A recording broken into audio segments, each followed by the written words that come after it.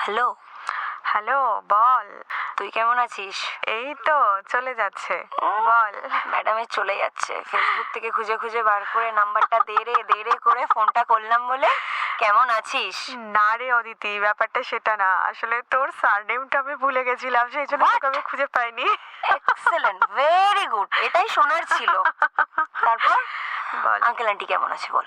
বাবা মা ভালোই আছে, এমনি বাবার তো বয়স হচ্ছে, বুঝতেই পারছিস, ওই মাঝে মাঝে বয়সজনিত সমস্যা, প্লাস মাঝে মাঝে শরীরটাও খারাপ হচ্ছে, এই আর কি। আর কাকু কাকিমা কেমন আছে বল? বাবা বিন্দাস, শপিং চলছে, নতুন বৌমা আসবে বাড়িতে। ও তাই? হ্যাঁ, দাদার বিয়ে তো। বাহ, খুব ভালো খবর রে। আচ্ছা, তোকে আরো একটা কারণে ফেসবুক থেকে খোঁজাখুঁজি চলেছে। বল। বিকজ অফ নিমন্ত্রণ করতে হবে তো।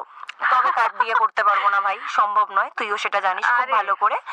আমি তোকে সব ডিটেলসটা পাঠিয়ে দেবো ফোনে, ডেফিনেটলি আসতেই হবে, কোনো এক্সকিউজ চলবে না। একদম একদম, এত ফর্মালিটির প্রয়োজন নেই।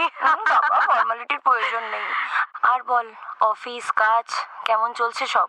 কাজকর্ম তো ঠিকই চলছে, তবে জবটা এবার একটু চেঞ্জ করে কলকাতায় মানে ভাবনা চিন্তা করছি আর কি। মানে অলরেডি কলকাতায় কয়েকটা সিভি জমা দিয়েওছি। আচ্ছা, কোথায় কোথায় ট্রাই করেছিস? মানে ইন্টারভিউ হয়েছে কোথাও? ট্রাই করেছি তোর অ্যাক্সেঞ্চার, ক্যাপজেমিনি, লেক্সমার্ক আর মাইন্ডট্রিতে। আর দেখি কবে কল আসে। সত্যি কথা বলতে কি, ব্যাঙ্গালোর ছাড়তে ইচ্ছা আমারও করছে না। এবার বাবা মা মানে একা, তাই মানে বাবার শরীরটাও ভালো না, তোকে বললাম। বুঝতে পারছি। দেখা যাক, সিটিএস কে বলেছি লোকেশন চেঞ্জ করার জন্য, দেখি ওরা কি বলে। তোর খবর কি বল, তোর জবের কি অবস্থা? আমি এই মুহূর্তে ব্যাঙ্গালোর ছাড়ছি না, কোনো কথাই নেই, অপশনই নেই। বিকজ দাদা অলরেডি ওখানে আছে, তার মধ্যে বৌদিও চলে আসবে। তো এই বিষয়টায় আমি একটু চাপলেস, হেডেক নেই অতটা। তোর এটা একটা ভালো বেনিফিট আছে। তো আমার মানে সত্যি কথা বলতে একটা সিনিয়র দিদি আছে, বুঝলি তো, সিটিএসে। এবার গাইডেন্সের জন্য আমি ওর সাথে আর কি সমস্ত রকম প্রফেশনাল ডিসকাশন করি। এবার ওই সিনিয়র দিদিটাই আর কি আমাকে বললো যে দেখে শুনে চেঞ্জ করিস, কারণ কর্পোরেট কালচার নিয়ে এর একটা ভিডিও নাকি ভাইরাল হয়েছে। আচ্ছা, এবার তাই নাকি? তো এবার আমি তো এইসব বিষয়ে তখন কিছু জানতাম না। এবার এই দিদিটা হচ্ছে অনেক আগে ওই কোম্পানিতে কাজ করতো। এবার ওই আমাকে একটা লিংক পাঠালো।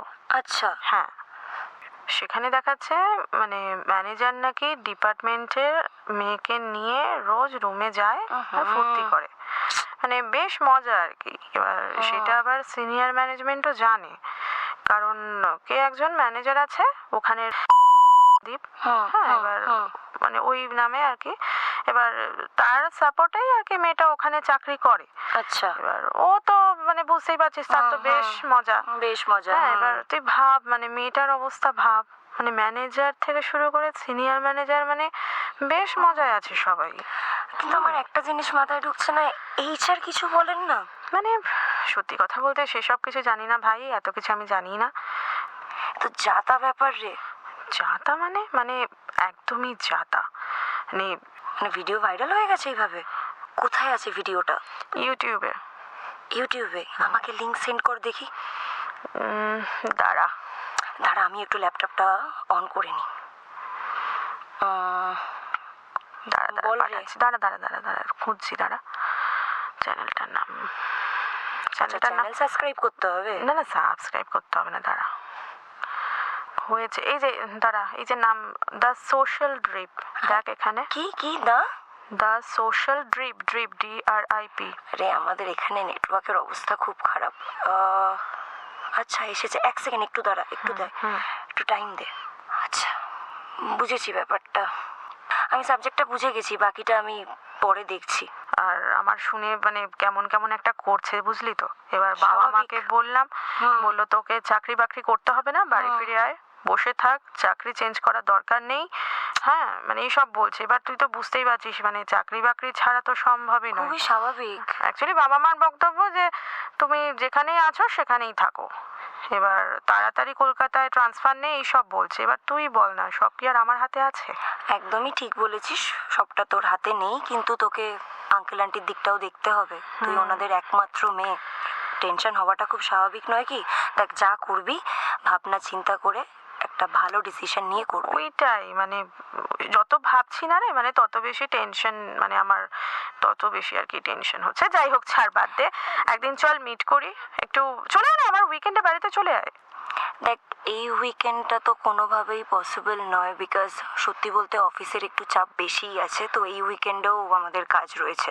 ওকে, তো আমরা নেক্সট উইকেন্ড নিয়ে ডেফিনেটলি কিছু একটা ভাবতে হ্যাঁ হ্যাঁ পারি। হ্যাঁ, কোনো অসুবিধা নেই। And যদি তোর বাড়ি নাও যেতে পারি, তোর আর আমার লোকেশনের মধ্যে একটা মিড পয়েন্ট যেটা হবে, আমরা একটা কোনো ক্যাফেতে বসে চুটিয়ে আড্ডা মারবো। একদম একদম একদম একদম। আর বল না তোর বয়ফ্রেন্ডের খবর কি রে? আরে সবই ঠিকঠাক আছে। বিয়ে কবে করবি?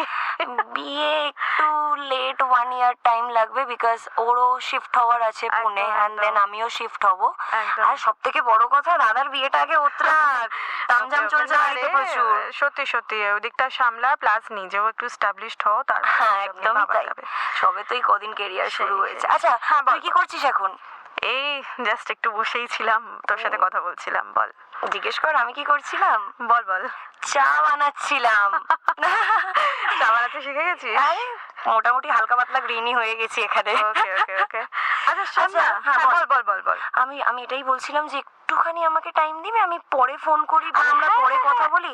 আমার অলরেডি একটা অফিস থেকে ফোন আসছে। Okay okay okay, fine fine fine, no issue. Bye, take care, সাবধানে থাকিস, কথা ডেফিনেটলি হবে, বিয়েতে আসতে ভুলবি না। আর একদিন মিট আপ হচ্ছে এর মধ্যে। একদম একদম। Bye bye bye, tata, take care, tata tata. হ্যাঁ।